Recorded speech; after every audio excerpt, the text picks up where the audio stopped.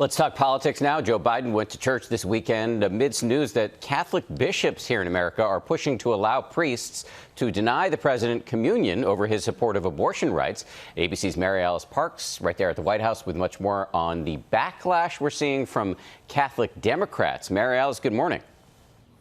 Good morning, Dan. That's right. The president made clear he's not planning to change his routine in the face of this debate among American Catholic bishops. We saw him going to Mass yesterday like he does almost every week in his hometown parish of St. Joseph's there in Wilmington. You see him. But this weekend, we've seen swift reaction, especially among Democrats coming to the president's defense. We saw 60 Catholic Democratic members of Congress writing a letter defending the president, urging bishops not to go down this road. California Congressman Ted Lieu, he took to Twitter and he called the bishops hypocrites. He pointed to Catholic Republicans who publicly support the death penalty, for example. And he said, why are they not being signaled out? So big picture, Dan, a lot of finger pointing and accusations about whether all of this is just steeped in partisan politics. Speaking of partisan politics, let me ask you a question on the legislative front here. We could see some movement on two major legislative initiatives from the Biden administration, infrastructure and voting rights. What are the major variables you're watching on both of these bills?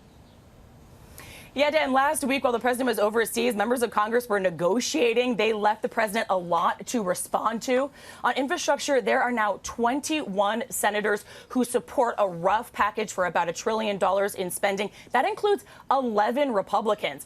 The president said that he's excited to review the actual details of this proposal tomorrow. He has said that he is against any gas tax. So that's going to be a non-starter for the White House. I'll also be looking at whether there's any funding around fighting climate change, because if there's absolutely none, then it's going to be pretty hard to get progressives on board.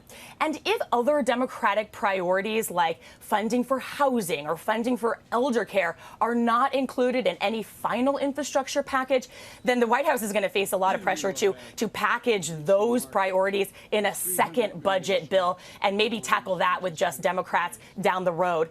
And on voting rights, we know that Senate Majority Leader Chuck Schumer wants votes to start as early as Tuesday. So the big question now is whether West Virginia Senator Joe Manchin and any Republicans get on board and vote to move that process forward. Dan? High stakes negotiations happening right now. Mary Alice, great to have your analysis on a Sunday morning. Thank you. And a programming note, tune into This Week later this morning. George Stephanopoulos will interview White House National Security Advisor Jake Sullivan following Joe Biden's first foreign trip as president, plus an in-depth panel discussion on the latest culture clash in the classroom, critical race theory. Well, hey there, GMA fans. Robin Roberts here. Thanks for checking out our YouTube channel. Lots of great stuff here. So go on, click the subscribe button right over here to get more of awesome videos and content from GMA every day, anytime. We thank you for watching, and we'll see you in the morning on GMA.